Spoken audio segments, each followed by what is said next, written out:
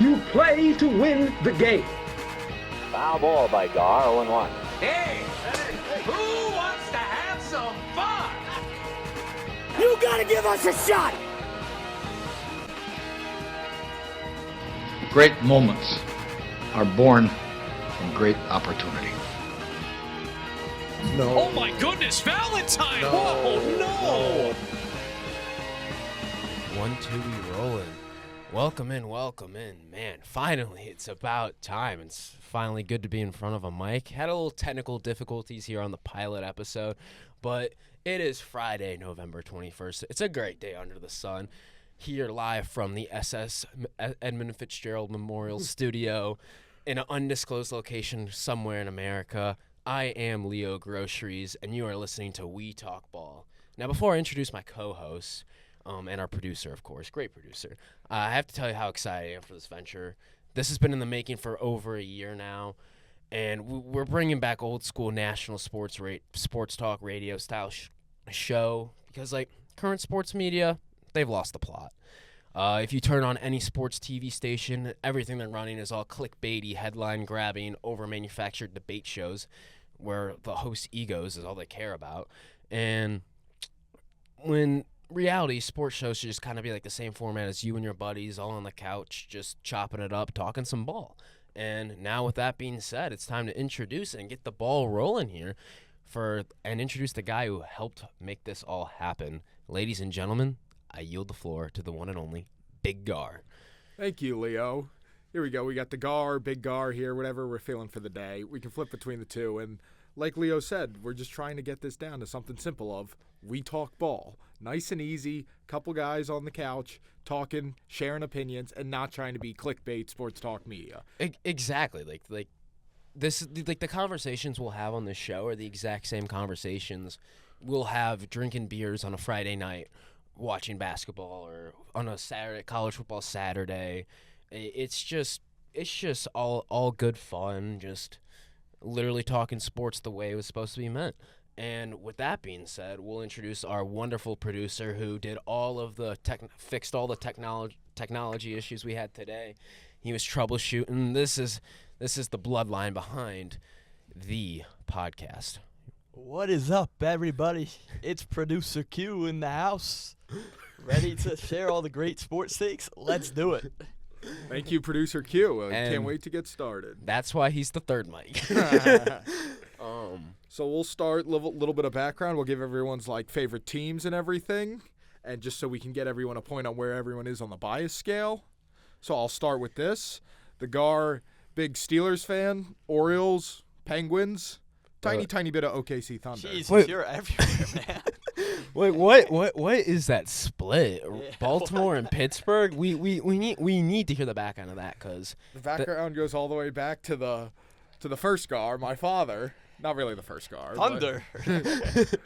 Thunder. So your dad was born in 2006? My dad is not a Thunder fan. My dad does not care about the NBA. Like me, I can't really care for the NBA, but was born in Pittsburgh, lived there for 7 years in the 70s, became a Steelers fan, and then moved to Baltimore and started playing some baseball. So picked up the Orioles. So I've got the same teams as him. So go Steelers, go O's, go Penguins. Thunder, don't really care about. And then we got the Terps basketball, some Gator football, and of course Clemson.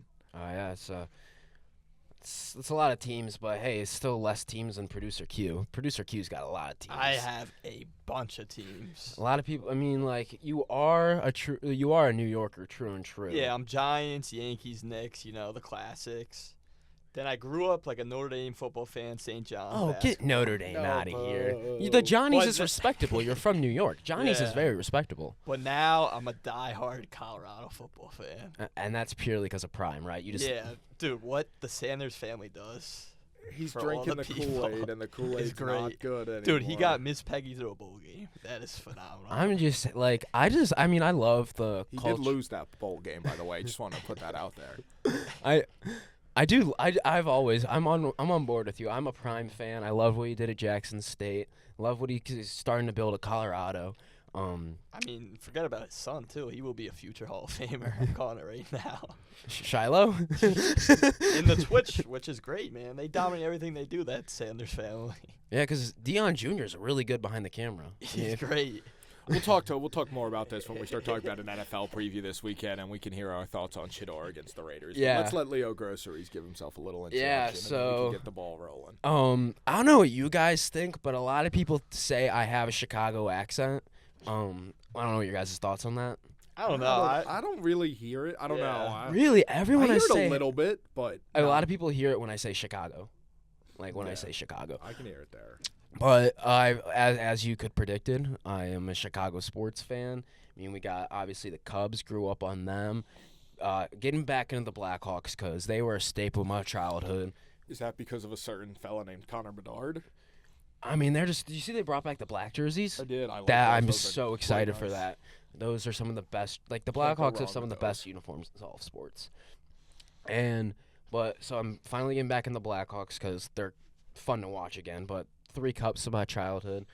I am a Bulls fan. Haven't really been a diehard. I haven't really been into it really since Derrick Rose. But I mean, I was in there a little bit for the DeMar DeRozan years. Hey, they had that one electric season. They were the 1 seed for a decent portion of that. Yeah, season DeMar before everyone DeRozan got hurt. was on pace to win the MVP at some point. Yeah, They're he locked was in the into running. playing forever. Yeah, The Bulls, yeah. you know? Yeah. And the Bulls is just the Jerry Reinsdorf method. You do whatever to do to get in second place because you keep the fans interested, but you don't win and you don't lose. Jerry Reinsdorf, quite the character as an owner. Yeah, only owner that smokes cigars in the dugout, or not in the dugout, in like the suites right there. Hey, on the team, during you can EP. do whatever you want. I mean, Must be nice. And then obviously Bear Down, a Chicago Bears fan, and Nut Up or Shut Up. That's what we got to do this weekend, and we'll talk about that more. But love Caleb. He is the savior of the franchise. Another franchise of bad ownership. Chicagoans are just blessed by bad ownerships, but we do have the best sports talk radio. I will defend that over New York till the day I die. You don't like the Pope, Mike Francesca? I mean, no, they're great, but I mean, Waddle and Sylvie are just the best in the business by far. And like I said, we're talking about sports talk radio, and Chicago does it best. New York does it also great. Those are like the only 2 towns I feel like still have a I diehard would sports agree, radio yes, that. presence. New York, though, your way home, Boston's your commute, pretty good. you listen to Michael. Oh, Kay. Boston's got good too. good. Yeah, Yes, so Boston is. Boston, Chicago, and New York, because like Boston was it WEI? Is that that's Boston? That's what the Red Yeah, Sox are I on. think so. No, they're Bruins. on. I thought they were on NESN. Yeah. That's TV. That's TV. Yeah, it's TV. Yeah, WEI is yes. their radio. Like Will Yeah. Fleming used to be Joe Castellone. Yes. But no, like I mean, 98.7. The Fan. That's. but I New mean, York. I just love sports talk radio. I mean, I'm sure you guys grew up just drive time in the car with your dad, just Yes. listening to it. Sure, you guys in Jersey and New York were hearing like ranters yell at like Boomer and Michael Kay and all those guys, and I grew up with the Catman, David Kaplan, Waddle and Sylvie, of course. But yeah, it's just we want to revitalize that at a national level because we lost that when ESPN got rid of Mike and Mike. They're like They were the staple. They were national TV every morning, 6 to 10. And then we had Mike and Mike, which is great because you had the balance of you had Golick, the football, played in the NFL, and then you had Greeny, the excellent sports writer, like who was able the to nerd guy from the balance. Northwestern grad. And You don't have that balance nowadays. It feels like you just have who can yell louder. yeah, very much, and we see that often with all these like debate shows. Yeah, fucking hate Stephen A. Wow, and we're waddling out here on a Friday morning. I didn't know the feeling was strongly. I guess somebody doesn't like solitaire during the NBA Finals. Yeah. So, Gar, do you want to kick us off with a rundown here? Give us your thoughts on Thursday Night Football, and before we do that, I'm also just gonna give a brief analysis of definitely what our expertises are. I would say I am the baseball nut. I'm the baseball historian, baseball encyclopedia, just any other synonym. Gar is definitely our in-house football expert. Yes, I'm the NFL. I would say that's probably my most knowledgeable. Baseball is a close second, but Leo Groceries definitely has me on the baseball knowledge, but we bring a good mix. And I would say I do know a lot about the NBA, even though I don't love it, but I do know a lot about it, unfortunately. And I am also the hockey guy of the podcast, probably. Yeah, Not huge. I'm only Blackhawks. I don't know Blackhawks. And then we got college basketball insider, producer Q, and some baseball, some baseball, you know. I would say college football. College basketball's 1, I'd say, for me, too. I think college basketball's 2 for me. I love college hoops. Love watching that on a Saturday. But you're a Big East guy through and through. Yeah, Big East. I grew up a Big Ten guy, loving Illinois. I'm an old Big East guy. Bring it back. Give me West Virginia and Rutgers and the USF Bulls Notre and Dame. UConn. No. When they were in the Big maybe East, basketball. They were in the Big East. Never for for football. No, I'm talking Oh, old Big you're East talking football. about football, like Louisville Cincinnati back in and there? Louisville, yeah. They would always have a team go. I mean, they'd usually go. I want to say the Orange Bowl, maybe. That was the bowl they would get a bid to, but you would always see a West Virginia. USF might have gotten in once. Cincinnati, though, those teams. Rutgers was great. Schiano leading them, keep chopping, baby. I remember they had those big Friday night games, right? Yeah, Pandemonium and Piscataway is the famous call, even though I don't know if I think the stadium actually is in Piscataway, but the campus is in New Brunswick, New Jersey. Is it split kind of like Champaign-Urbana down at U of I? Kind of. Rutgers has I want to say 4 campuses, I believe. They've got Bush, they've got Cook-Dog, they've got a couple more that are slipping by. Do they have one in Camden? Well, yeah, that's a separate university. Oh, they've got Rutgers Newark that's- and Rutgers Camden are Gotcha. separate universities. Gotcha. All right, so Gar, give us your thoughts on the Thursday night game. Texans came out on top with backup Davis Mills under center. Pay the Bills, Davis Mills. Didn't look great, but got the win. He's been getting the job done as a backup quarterback. And guess what? You beat Buffalo. I don't care if it's 85 degrees and sunny or if it's 20 degrees and cold. A win against Buffalo is a great win. The Texans defense, man. I think it was 8 sacks, a couple picks. One was on the last play of the game, but and they had that one tip pick. Yes, that was a nice play. Aziz Al-Shahir, I believe, got the tip, and the guy had a very nice return, but an unnecessary block in the back took it off the board, which I was more than okay with because that might have been the drive Jaden Higgins punched it in on, which I was quite happy as somebody who started Jaden Higgins in fantasy football. So that's a great win for me right there. That's just the ball knower in me, knowing that he's been getting 7 targets. He's a great wide receiver, too, alongside Nico Collins. Nico Collins is He got Nico injured Collins. last night, right? He got banged up a couple times, couple big hits, but when he's on the field, he takes at least one guy, if not multiple, to contain him, and it is very tough to contain him with one. And Mills can sling it to him. So I think Texans showed up. They played good enough to win. Buffalo, man, I don't know what to say about Buffalo. They can be the best team in the league, and then they can be the Buffalo you saw last night or you saw against Miami a couple weeks ago. So I'm not sold on them. I think, though, Buffalo's got a thing where they can beat anybody in the playoffs but the Kansas City Chiefs. So if the Buffalo can get a good draw, but for me, a good draw to them also avoids the Colts. Jonathan Taylor will run all over the Bills. Their run defense is weak, so the Bills need a good draw, and then I've got faith in them. But last night, not much. I'm a Josh Allen truth. Are you worried? Because they started 4-0, right? And they're 3-4 in their last 7. That might be right, yes. I think they definitely started 3-0 at least. Because Houston started 0-3, and they've bounced back. Obviously, they're above 500 now. It's just, are you a little nervous for the Bills? Like, what's going on? Like, Josh Allen didn't look great last night. Obviously, he got that hit where, like, he started spasming after. Don't know how he didn't fumble the football. And I will say that was scary because it was you never, like, seen a guy, like, start, like, looking like that on the field. And, Gar, are you worried at all about Buffalo's future, or do you think they're fine? Do you think Denver will give them fits? Because Houston's got a great defense, and Denver's got even the best defense. Denver's got a better defense, but Denver's defense last year was pretty good, right? Very good. Maybe not as good as this one, but still top 5. And Buffalo had no problems with them in the playoffs. I want to say 31-7, 24-7, something like that. So I'm not totally sold on Denver just because I don't love Bo Nix either. I don't know. I don't think I think Josh Allen will show up in the playoffs, and depending on where that game is, if you have to go into Buffalo, into Orchard Park, last game in that stadium, I don't know if I'm feeling confident. But if that game's in Denver, then my priority switch. I will say a little bit of concern because you know where the Buffalo's going next week. They're going down to Pittsburgh, so I think Buffalo's going to come out. I think that's going to be a get-right-for-them game, unfortunately. Here we go. I think Josh Allen's probably going to look pretty good in that game, but you never know. Sometimes he can be a little turnover-prone, and that's the way the Steelers win games, so that'll be interesting. Then they get Cincinnati at home, at New England. That's the game for the division. That's their – And New England already beat them. What is New England this, already beat Steelers them. podcast? Like, we just went right into the Steelers. I thought he was talking about the Bills. I am. No, I am. This is the Bills schedule. Yeah.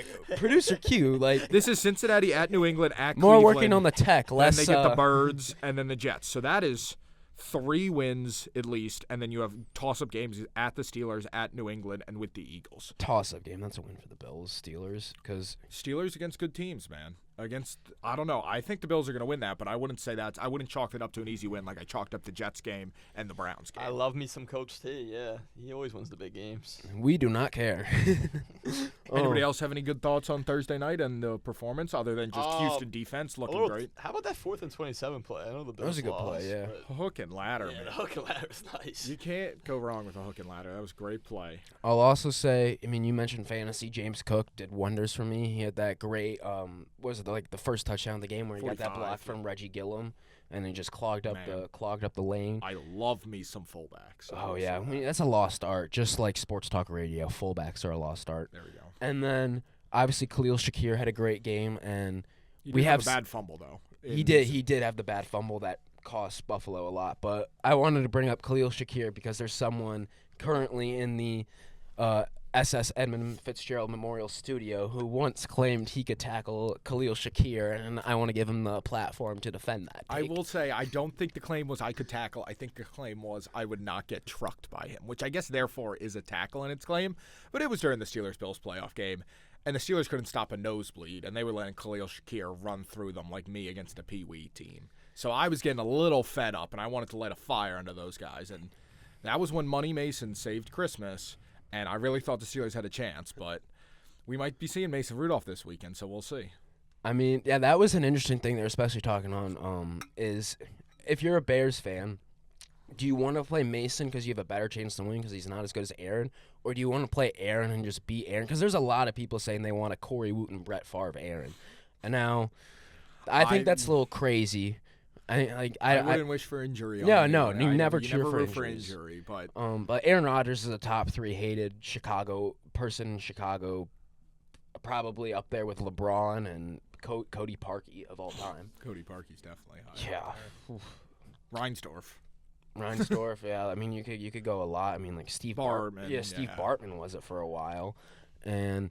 So let's shift away from the football talk and let's go Q. We got the Charleston Classic tonight for our Tigers. We take on West Virginia, and my thing is West Virginia's man is I wish Bobby Huggins was still coaching this West Virginia team because the game would feel so much bigger. Bobby Huggins, West Virginia was an all-timer. There was no more fun player to watch in college basketball than Javon Carter playing full court press. Yeah, Bulls legend right there. Javon Carter. I'm actually looking at this West Virginia roster, and they have a little 5'10" guard who shoots like 50% from 3. Now, that brings me to my point. Like, you almost wish you had a little Jack Nosef out there tonight to help guard on. Wait, why would you want the walk-on on? That why would you want the walk-on on the court? I would love to hear this one. I just think like his heart, man, he's been playing well in the Atlanta Rec Leagues down south. All right, let's mute producer Q's mic for a moment. It's like around the horn mute button.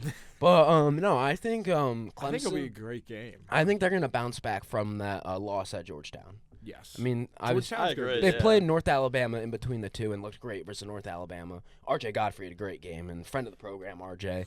And they worry me about the rebounding though. I don't know.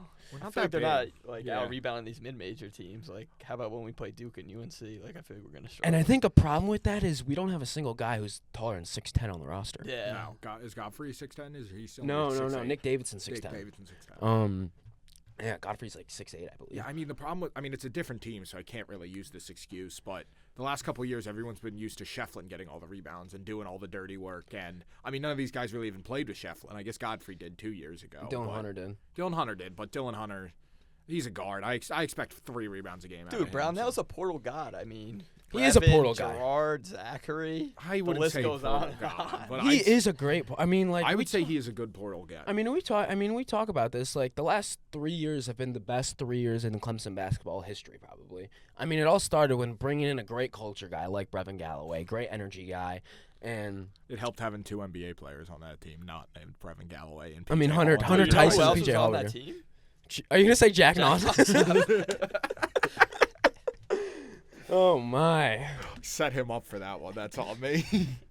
Yeah, but then obviously you have the Elite 8 team. I mean, Chase Hunter was great in that Sweet 16 game. Chase Hunter was great in that tournament because PJ Hall struggled. So I mean, PJ Hall was in foul trouble. A lot of not great games, but Hunter, Joe Girard, ice from the free throw line, great shooter. That's one thing. I wish there was more Big Ten refs in the tournament. I think that's why Big Ten teams struggle a lot, is because they play they're the most physical conference. Yes. And so they let their guys play. So like back, you look at Illinois, like Kofi Coburn, he had 3 fouls every first half of the tournament game. Yeah. Like, Krutwig in that Loyola game. I know we're getting really niche here, talking about a 1 versus 9 seed game. Hey, that was a good basketball game. It was an awful game. It was an awful game for an Illinois fan. I had Illinois winning my bracket that year. So did I. AO and Coburn were gonna. Io. Bulls legend. Yeah. What do you guys think of this Purdue Texas Tech game tonight? Oh, that's a big one. Baha Mar, yeah. Ballroom basketball. I love some ballroom basketball. I'm a huge Texas Tech guy. Every year, I feel like I like them. I like McCasland. I like Chris Beard. I liked Chris Beard, but last year they were my team. I thought they were going all the way as a 3, and then Clayton crushed my dreams in the Elite 8. I think Texas Tech puts a statement win on Purdue, who I think is maybe the best or second best team in the country. I don't know what it is, whether it's a little bit of the Bahamas, just anything. Texas Tech, some Lubbock magic, taking it down to the Bahamas. I think Texas Tech takes them in a close one. Nick, we also talk about how awful the field is for the Maui Invitational now. Yeah, it's so sad. Like, it used to be every year, like either like there was always a blue blood. Like last year's field was awesome. It was UConn. It was Memphis. Wasn't Gonzaga there last year? I believe so. They might have been there 2 years ago. UConn going 0-3 last year. Yeah, didn't Dan Hurley say he's like done with that? Yeah, now? Dan Hurley said he's never going back. Funny. He's hilarious. Let me. I'd run through a wall for Dan Hurley. I'll tell you that much. I would too. I mean, he's. I like screamer coaches. Brownell's a screamer. You definitely want to let Bronny on the Lakers. If so Hurley 2022 took that Lakers Maui. job. He would not. 2022 Memphis, UConn, Colorado, the Izzone going down to Hawaii, Michigan State, Auburn, Iowa State, Dayton, UNC.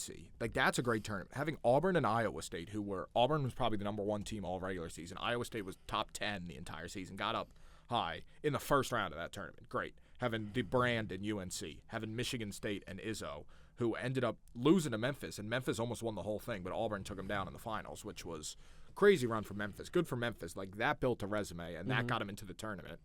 And then I want to say they were a 5 and lost in the first round. Colorado State. They ran into the wrong team at the wrong time. No, classic 5-12 upset. Yep. But just other tournaments, I mean, but Players Era this year. That's all the talk. What do we think about that? You like Players Era? Is that the Vegas one? That's the Vegas one with 18 teams, I believe. Yeah, I mean, like, Vegas is kind of becoming like an epicenter of the sports world now, because like before you know it, they're gonna have all 4 pro major sports teams there. Like the Golden Knights set the bar there by going to the Cup in their first year of existence and winning one in years 5 or 6. Yeah, unbelievable. How many other expansion teams have done that? The only one I can say off the top of my head, Arizona Diamondbacks, Miami were probably pretty close to there. Yeah. And I believe the Baltimore Ravens, but they're not technically an expansion team, so they were. But they got rid of the Browns history. They gave that back. Yeah, they gave that back, but I don't know. But did they have an expansion draft, or did they take the Browns roster? I think they took the Browns roster. So I don't know if that's a tough one. So that's a wishy-washy one. Yeah. Gar, what are your thoughts on the Franklin hire at Virginia Tech? James Franklin going down from Happy Valley over to the hills of Blacksburg. I mean, that town can be rocking. Like, that is a place where it's not that he's got no like there's no bar to reach, but they were bad. The past couple of years, there's not been magic there. I know they're going to be expecting something out of him, but he does his James Franklin thing and wins 9 or 10 games. They're throwing him a parade, probably. Mm-hmm. They would be happy, because guess what? 9 and 10 games in the ACC puts you in ACC title contention. You don't have very many rivals at Virginia Tech. You got to beat Virginia, the Commonwealth Clash, I believe what it's called, but that's not Penn State, Ohio State. That's not nationally televised every time. Virginia Tech, I believe, is rivalry week every week, and it gets lost in the shuffle. So that's an ACC network game. Yes, it is. So it's one of those. He wins that game. He wins a couple other ACC games, and he puts them in the ACC title race, which I think he will, because guess what? Franklin can recruit. He's going to get players to play for him. So, but whether the portal or Penn State guys coming over or people decommitting from Penn State and coming to VT instead, I like him. I think that's a pretty good upside hire for VT, for a program that's trying to bring back the spirit of Frank Beamer. Oh, 1,000%. And when it comes to Franklin, I think Auburn swung and missed. I feel like Auburn should have went with James Franklin, because he would have had them relevant every year. I think because that's all. That's all Auburn needs. Auburn says they want national titles and everything, but just them staying nationally relevant and being ranked would be more than enough for them. And then they have that 1 year. I mean, because they went to the Natty twice in like a 4-year span, which was great. Different coaches, though. Gene Chizik and Gus Malzahn. Yes, thank you. I knew Malzahn, but Chizik, thank you. So they just want to stay nationally relevant, and then you have that 1 year every 5 years, or maybe you put that team. I don't know if that's possible. And then you beat Bama once every 3 years. You upset Bama. You beat Bama at home. You win at Jordan-Hare. That's about all you can ask for. And all right, I just want to go back. I know we mentioned it briefly, but good. players era. This is gonna great tournament. I mean, it's West Coast, but there's too many teams. 18 teams in a tournament. There's no clear bracket. You can go 2-0, I think, in your pool play games and not be in the championship. So I've got a problem with that because there's 18 teams. That's like some little league tournament. I think run of the mill complex. Think we'll see same conferences play each other. I don't think it's scheduled, but I think it could happen, in the championship game it could happen. I mean, if I had to give a prediction for a championship, I'd probably pick Houston. Only playing Syracuse first game. Syracuse not that good. I think they can beat them by 20, 30. Bro, probably points to them. Yeah, and then playing Tennessee, which not sold on. Kansas as well. Kansas plays Notre Dame and Syracuse. Yeah. Not great. And then let me give you one more that I like. I mean, I think that Tennessee game is actually going to be very big. That Houston-Tennessee game. Whoever wins that game is going to the final because Tennessee plays Rutgers in the first slate, which I'm not sold on. And lastly, I just want to give a little complaint. My Maryland Terps have an earliest tip-off at midnight on Monday night. Midnight Eastern Standard Time. That's the earliest it could possibly be because it might get delayed because of other games. That's the issue with so many games. You can't have nine. You can't have nine games in a day. There's so many. Where are they all doing it? Like Orleans Arena or T-Mobile? They've got two arenas going, I believe. MGM Grand. There's Mandalay Bay. There's so many arenas in Vegas. Thomas and Mack Center where UNLV plays. You've got the MGM Grand Garden, and then you've got the Mick Ultra Arena. I think that's the old Orleans. No. That's Mandalay Bay. I think that's Mandalay Bay. But you got the Orleans Arena where they have the NIT the NIT needs to be back at MSG, but they have the NIT there. Thomas and Mack Center at UNLV is a nice arena. T-Mobile, I mean, you might have Vegas Knights games, but you have so many arenas, and all of those hotels have ballrooms where you can throw courts. What do you think of the Johnny's draw? You got two Big 12 teams, Iowa State and Baylor. It's two different playing styles. Oh, Iowa State's going to be slow and gritty. Yeah, I don't know. Like Patino was saying, St. John's is more of a finesse team, and Iowa State's more physical, so it'll be interesting. I think it's all about who rebounds better. So, they're going to grind you out. But I think going to be a great tournament. I'm excited to watch it during next Monday, Tuesday, I believe, are the first two. And then I don't know when the second, the finals and, the consolation games are going to – championship game November 26th. So I guess that's Monday, Tuesday, Wednesday. So players could be home for Thanksgiving. They win, $2 million, too, or something? I believe so. Yeah. Which, hey, good for them. I mean, I'm a little worried about Patino, though, going back to Vegas, strip clubs, gambling. Patino's learned. There's no recruits coming on the trip. Yeah. I'm kidding. I love you, Coach P. Okay, dude, I would run through a wall for Patino, too. I would, too. So that wraps up our rundown segment, unless anybody has anything I else. have one more thing I would like to address. So if you guys follow any of the sports business world, I love the sports business world, but the MLB just negotiated a new TV rights deal for the 2026 through 2028 seasons. This was announced 2 days ago. Okay. So I'll run it down for you. So guess what? You like Christmas football on Netflix? MLB's now on Netflix. I hate that. I'm not the biggest fan of that either, but I hate Netflix because I can't password share. I don't like having. It's awful. And also they've added ads now for some accounts. Crazy. But no, so they're gonna get the exclusive rights to open the opening night game, which is Yankees Giants this year. And first off, I hate opening night. Opening day should be everyone playing. Yes. Everyone should be playing. There should not be one game the day before. You should be playing a lot of day games, a couple 4 o'clocks, and then you can put the West Coast teams at either 7 p.m. Eastern time. You can have one primetime night game. Yeah. And you can put the Dodgers and the Giants at something like that. And then so they'll get the rights from the home run derby away from ESPN. So how does ESPN give that up? I don't know, but because ESPN, I'll get into them in a little bit. And then they will have the rights to whatever the MLB special event game is. This year will be the Field of Dreams game is back. Okay. It'll be Phillies Twins, but that also include Speedway Classics that includes Little League? No, that's on ESPN. I would say Little League ESPN. I feel like or the Rickwood Field game. That was a good one. Speedway Classic was a disaster. Oh, it was awful. But the problem is any of these games, I don't think any of these not gimmick games, but whatever you want to call them, will ever live up to that first Field of Dreams game. Oh no, the Tim Anderson walk off. They had to be using juice balls. Judge and Stan The- going I into mean- the ninth. I feel like the field was short though too. Yeah. But I don't think those balls were wall scrapers either. So I don't know. Yeah. I mean, Tim Anderson's was a little bit. Yeah, it was And then, but all Netflix events will be produced by MLB Network. So I'm guessing that you'll get Greg Amsinger, you'll get Harold Reynolds, you'll get Verducci, Vasgersian, Severino, all of I don't mind the DeRosa. MLB Network crews. Oh, I like the MLB Network. Little crew. side note on that opening day game: $243 is the cheapest ticket to get into Yankees Giants. Where Is that Oracle or Yankee? At Yankee? San Fran. Oracle? Okay. Yeah. And then, so moving on, this is the one I'm the most excited about is the MLB on NBC is back. So we're going to get the best theme song in baseball back, which is awesome. And they're taking over the Sunday Night Baseball slot, so they now have a monopoly over the Sunday Night Sports primetime slots. And I don't know if they'll label it as Sunday Night Baseball or if they will label it as Game of the Week, what they did back in the 80s. But doesn't Fox use Game of the Week on Saturday? You're right. They can't do that. There we go. But I don't know. I guess it is Sunday Night Baseball. It is Sunday Night. I I was think ESPN. It was Carl Ravitch, and that was my Sunday Night Baseball. No, my Sunday Night Baseball was Dan Schulman. Dan Schulman was my Sunday. John Kruk. That was the crew. I did like Kruk. Even Booney on it was pretty Bring good. Boone back there, man. He's great back on Sunday Night Baseball. But so they basically get everything that ESPN had. So they get Sunday Night Baseball. They still get to keep their Sunday afternoon game on Peacock. So Sunday will be loaded for baseball for NBC. They have exclusive rights to the Wild Card Series, same as ESPN did, and they'll get the primetime opening day game and a primetime Labor Day game. So they get what should be the Netflix game because the Yankees Giants is the day before.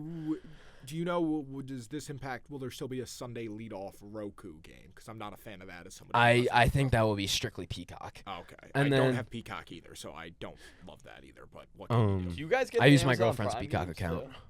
I think that's only a Yankees? Yankee thing. What? I got them when I Yankees? was home in New York, New Yeah. Jersey. What are you Yankees talking used about? to play a lot of Wednesday night games Amazon on Prime. Amazon Oh, Prime. yeah, I heard about that. And then MLB and NBC will have the rights to air the MLB Draft and Futures game during All-Star Week.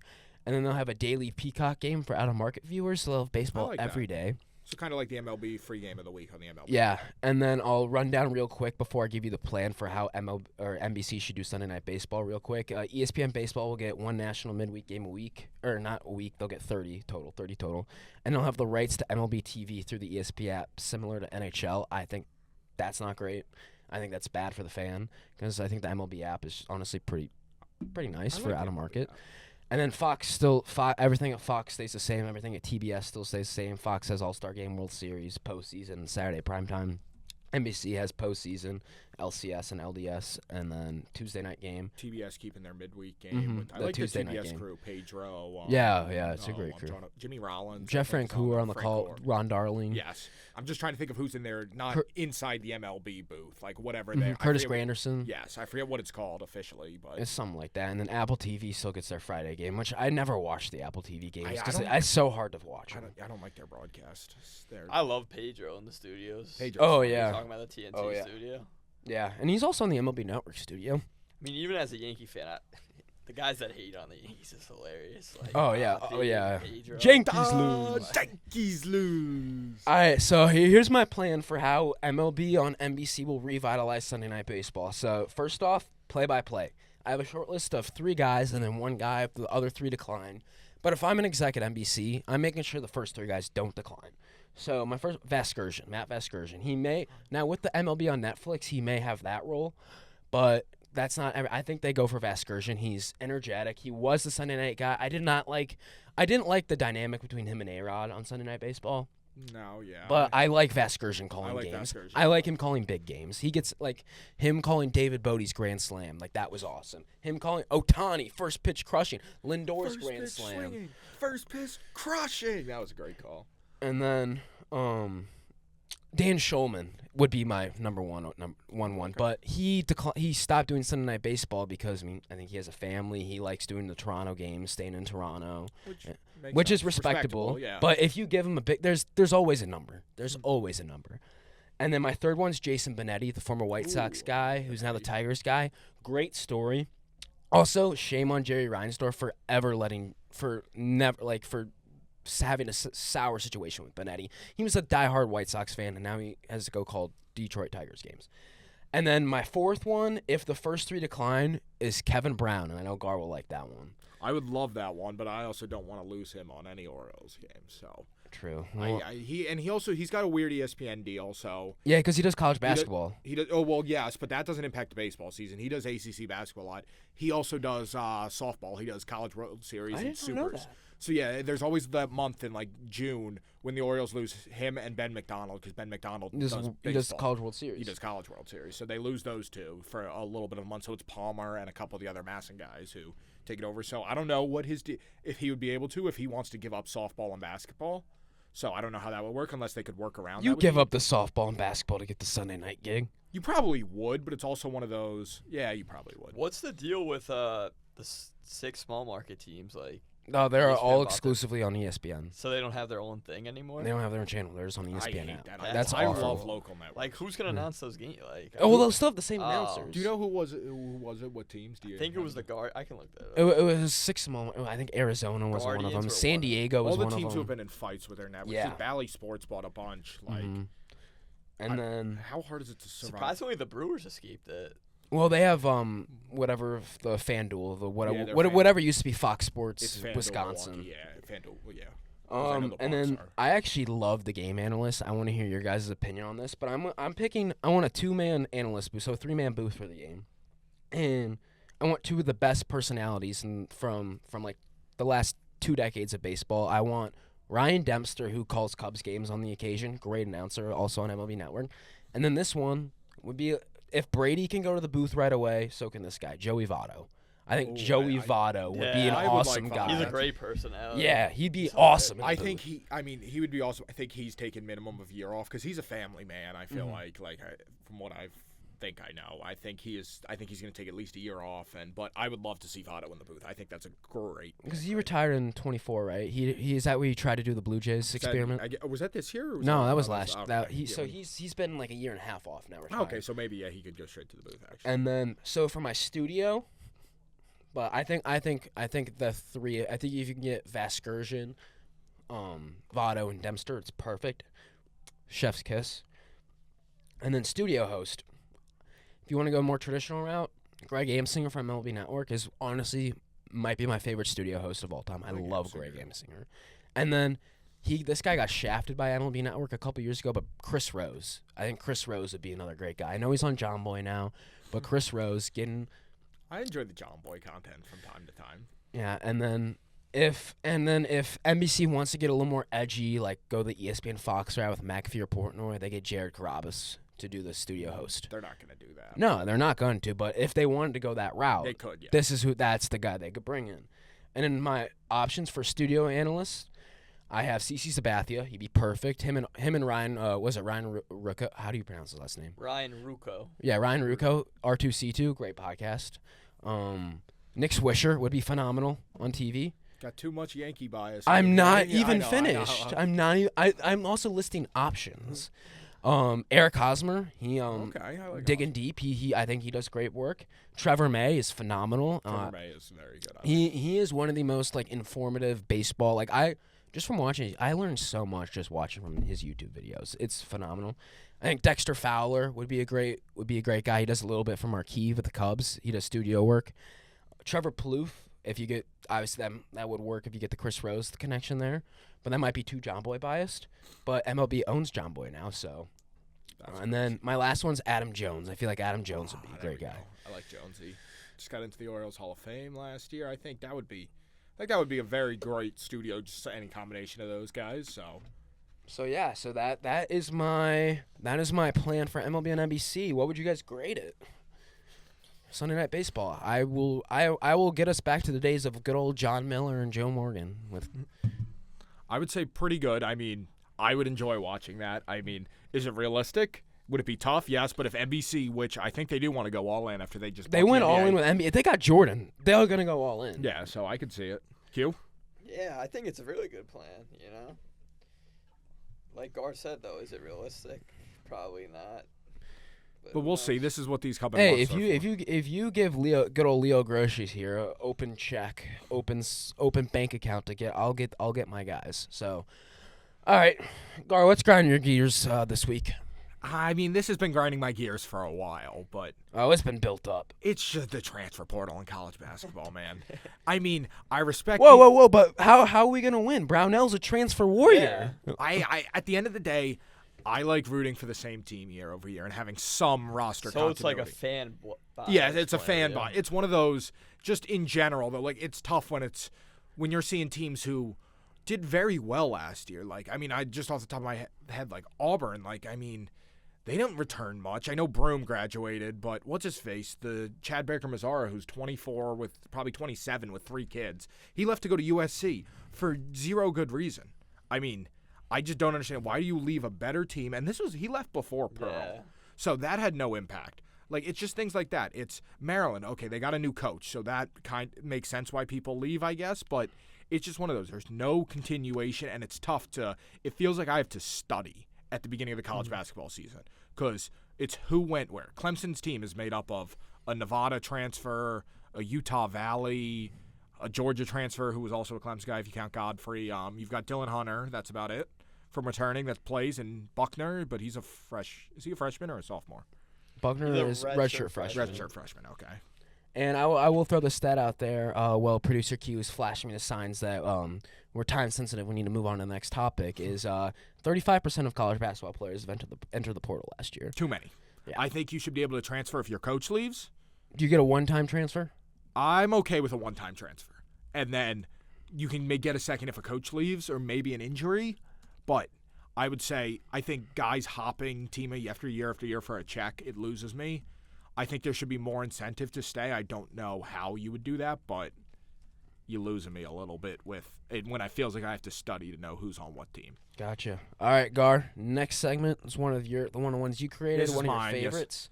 Yes. Talk about it. Lead us into it. So this segment's going to be the bucket list. So we're going to pick an event going on in sports or entertainment that you would want to go to that's happening in the next week from basically now until we shoot our next episode. And my pick this week is where I think game day should have gone is the Brawl of the Wild happening in Missoula, Montana. Montana State. Big rivalry, the 2 versus the 3 in the FCS. I believe last time I looked it was around a 1.5 spread. So going to be a very close game. I mean, you can't ask for much more. I know there's no real playoff implications, but there is a Big Sky title on the line. And I don't know about you guys, but I'd love to win the Big Sky Conference. But also the best I'd run through a wall for a Big Sky championship. The best part of this rivalry, the trophy, the Great Divide Trophy, 306 pounds. You need 4 people carrying this thing. How sick is that, winning that, beating your biggest rival and carrying that, just 4 your big O linemen? So I think it's going to be great. Missoula looks like a beautiful place. Would love to get out there for a game. But that's my pick. I'll pass it off to Leo to hear his. All right, so, I mean, for everyone who knows old Leo out here, you know I love sports, but I love my classic rock. And Paul McCartney, his last show in North America potentially, is at the United Center, my hometown, Monday and Tuesday this week coming up. So I'm going a little outside the box. I'm taking Paul McCartney concert at the United Center. Can't go wrong with Paul McCartney. Cheapest tickets $430 right now, but I might have to bite the bullet because I need to see him before he dies, and this is literally my last chance. Yeah, probably one of them. Producer Q, you got anything for your bucket list, or? Yes, I'm gonna go Shedeur. Nah, Gar, I won't rage bait you with the Shedeur first start. It will actually be Rutgers at Ohio State. Big noon kickoff. I think it's gonna be interesting to see what the environment is. Do the Jersey kids root for Rutgers and make it tough on Ohio State in the horseshoe, or do they just root for Ohio State? I don't know. I think Shiano's going to have the boys ready to play, and they'll cover that 30-point spread. Shiano is an Ohio State guy, so we'll see. Yeah, we'll see. And Q, will you watch that? Are you going to be enjoying anything drinking-wise? Or? I might indulge in a nice cold Bud Light. Really? Not a nice cold, like not a nice spicy Bloody Mary? Oh. Well, when you're making a Bloody Mary, what mix do you use? Oh, of course. American Mary Bloody Mary mix. It's the best thing on the market. Like Q, you tried it at the Syracuse game. Oh man, it's unbelievable. Like it's great. Like cannot go wrong. It's for the Sunday morning before the battles are fought, before the legends are made. There is the moment. Well, the grill's firing up, the jerseys are coming on, and the fans are preparing for kickoff. The champions know you start your Sunday mornings with American Mary Bloody Mary mix. Hey, you might be a little hungover. perfect best friend to bridge you into that football Sunday. And this isn't your average mix. This is this is handcrafted. This is the official pregame mix for people who take game day seriously. Every bottle is a championship roster. So go to www.drinkamericanmary.com and get your bottle today. It's by far the best mix on the market. And I know Gar here likes to indulge in a Bloody Mary from now and then. I've had from time to time. Not my go-to, but if I'm drinking a Bloody Mary, I will drink American Mary Bloody Mary. Of course, American Mary craft Bloody Mary mix. Be merry, drink merry. Nothing better. Great to hear it. Love the people who run American Mary are some of the most kindest, best people. It's a family-owned business. Phenomenal. Shout out to the Wiener family who started this great mix, and they do a great deal with the Folds of Honor. So they support our troops. Sip, support, and salute. Drink American Mary. Okay, so I know we're a little crunch for time here, so do we want to hit a quick hometown corner and just focus on Steelers-Bears? Chicago! Look what the boys got me! The New York Yankees! And goodbye, home run! Home win! Home win! There it goes! See ya! We do not care. The Jersey Transit is the absolute worst! It's got a chance! Grand slam! Wrigley Field is shaking. It's 106 miles to Chicago. We got a full tank of gas, half a pack of cigarettes. It's dark, and we're wearing sunglasses. Hit it. Yeah, I have a song too I wrote for the end. All right, perfect. Well, we're not there yet, so I don't know if I want to hear that. But we're just going to talk. I am very interested. We got a little to hear We that. Talk Ball rivalry game. Steelers-Bears. Aaron Rodgers. We mentioned him earlier. If he plays, great. I would think him winning in Chicago. I think he would love to break Nut up out. or shut up. I think he would love to break out and I still own you if he plays well in a win. But I also think the Bears, man, they look good. I don't know. Jalen Johnson's coming back, which might give the Steelers some fits. Kyler Gordon got cleared too. I saw a bunch of inside linebackers are banged up, though. I want to say Edmonds and T.J. Edwards might not play, which means I feel like that's always the case. heavy dose of Darnell and Jalen Warren. If Jalen Warren's healthy, I think those guys wreaking havoc over the middle. But I'm a little biased, but I'm going Steelers by a touchdown. I take the points. I take the Well, money. I mean, like, of course you're going to pick the Steelers because who do you think I'm going to pick? The Bears. So, like, I mean, I honestly came into the season like how most of the national media did, most people did. Like, I'd be happy if the Bears, I think we did this at the beginning of the year. Like, we went through the schedule, and I'm like, I'd be happy if the Bears went 9-8. I'd be happy if the Bears went 9-8. And obviously, so they got 7 games left. They're sitting 7-3. So it's a 7-game series. You got to win the 7-game series, and you'll be in the playoffs. That is correct. So you could lose the 7-game series, and you might sneak in with 10. You never know at the end. You might, but you wanna win 11 will get you in 11 for will sure. get you in. And first place in division. So the last 5 times the Bears have been in first place of division by November 20th. They've made the playoffs every year. So I'm hoping that trend continues and bear down. It will be a wild matchup on Sunday. Is that Soldier Field, right? Yes, at Soldier. Steelers are 1-12 at Soldier Field all time. So. I love that stat. I'd love to send. Last win was in the 90s. Only win, I believe. Bear down, Chicago Bears. Q, who you got in this game real quick? Yeah, give us a quick. I honestly like the Bears. I think. Yeah. I mean, Ben Johnson's got the Bears winning all those close games. Loco bet? No loco bet. Loco bet? No. Just me and you. Nah. Loco bet? I'm not loco betting this one. Gar scared. I'm not scared. I just don't want to loco bet. You get some Rudolph the Red-Nosed Reindeer. Don't have his back. Right. Rudolph saved Christmas at one time. So now, I mean, we've got a couple other hometown corner, but since we're crunched for time, we'll touch on all that stuff next week. Yeah, because, I mean, all right, I will say, who do you want to start, Q? Producer Q, Jameis or Russie? Jameis. That's not easy. a question. Love I Jameis. think Dart's playing now. I think Dart's going to Oh, he's playing now? All right, he got cleared. All right. So we're going to... It's time for the best segment. It's the Daily Gar. We're copying from New York sports radio legend Don LaGreca, the man who calls the Rangers games on the Michael Kay Show, now on Don Hahn and Rosenberg. Take it away, Gary. So the top 5. So this is going because I'm not sure if we're going to have an episode next week. So I'm touching with top 5 FBS rivalry games I want to attend. Does not have to be a rivalry weekend game because there is... I'm going to say the game. It's got to be on there. The game is not on there. Wow. Army-Navy is one, preferably in Philly or Baltimore. Would love to see it in West Point, but they don't play it there enough. But Philly's ideal. I would say Philly or Baltimore. I do not want to go up to Gillette, or I do not want to go to East Rutherford. So that's number 1. I mean, do I say the Palmetto Bowl because you've been there? Palmetto Bowl I've been to. I am going to next week. That is not on the list because I've already been to it. Great game, though. Iron Bowl? The Iron Bowl, specifically at Jordan-Hare. I would love to go when that stadium's bumping. That's what just number is that? a night game at Jordan-Hare. What number is that? That's number 2, actually. Number 3 is actually happening this weekend, but there's a specific condition for this one. All right, so it's happening this weekend. This is the bit of a random one that I threw off on the list a little bit. It's happening this weekend. Oh, it's not UNC Duke. No, it's not UNC Duke. The Tobacco Road for football? What are we talking about, Producer Q?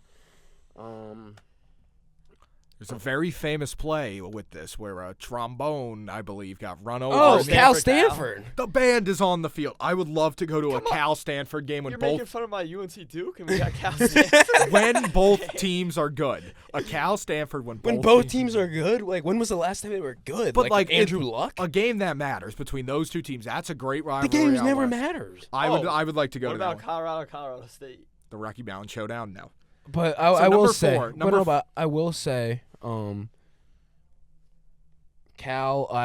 Cal Stanford, phenomenal ACC matchup, just historic ACC matchup. Makes me sick to my stomach. So that was number 3. So what do we have? We have 1. You have 1, 2, and 3. All right. The Apple Cup on there. No, the Apple Cup's a good one, but I have 5, and then I also have an honorable mention. Did we say Oklahoma, Texas?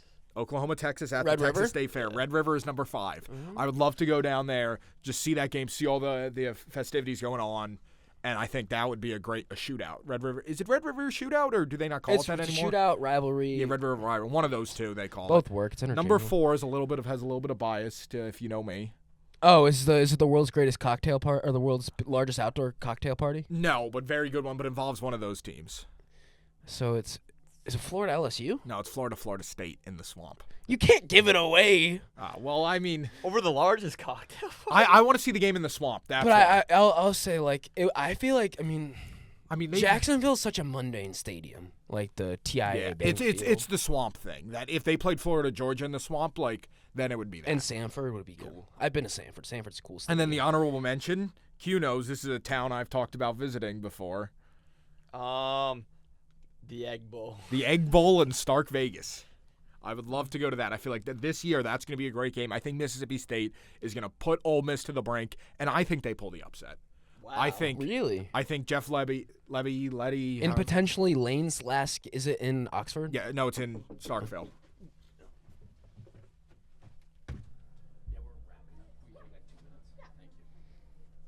So we're a little crunched for time here, but that wraps up the top 5. And I'm just going to run you the 2, because we want this to be a little bit of a recurring segment, This Day in Sports History. Just run through it really quick. We've got 2024, Shohei Ohtani and Aaron Judge both named unanimous MVPs, which is crazy because that's about MLB has so many more than any other sport. NFL has only had 2, 2010 Brady, 2019 Lamar. NBA has 1, Steph in 2016, and NHL has 2, Wayne Gretzky in 82 and McDavid in 21. And also this day, 1934, the Yankees buy Joe DiMaggio. Will the 56-game hit streak be broken? Yes or no? Give me one answer. That's it. Never. Never. No. I agree. Never. One of the best records in sports. Q, you mentioned you want to close off with a song, so we'll be signing off. We'll be on air next, live here at the SS Edmund Fitzgerald Memorial Studio after Thanksgiving. So I want to wish all of our listeners out there, our grocery shoppers, our guardians. We don't have our Q-men. We don't have a name for Q yet, but enjoy the turkey, enjoy the mashed potatoes, enjoy the stuffing. Have yourself a day with football, family, and friends. Watch some football. Maybe go to the casino. Have a great Thanksgiving, everyone. Take us off with a song. Take us home. Lights on, crowd lit, whole place thunders. QB1 step in. Yeah, that's Shedeur Sanders. Drop back zip. Ball fly like a rocket. Defense look lost. Can't stop it, can't block it. Cool under pressure. He was built for the spark. First start feeling like he's been here from the start. Touchdown dance. Fans roar even more. New king on the field. Watch him up the score. Shedeur. Yeah, they chanting for the star of the future. Oh, that was quite the choice. But signing off here is We Talk Ball. Hope everyone has a happy Thanksgiving. Thank you. Thank you. Let's go. Remember to keep talking.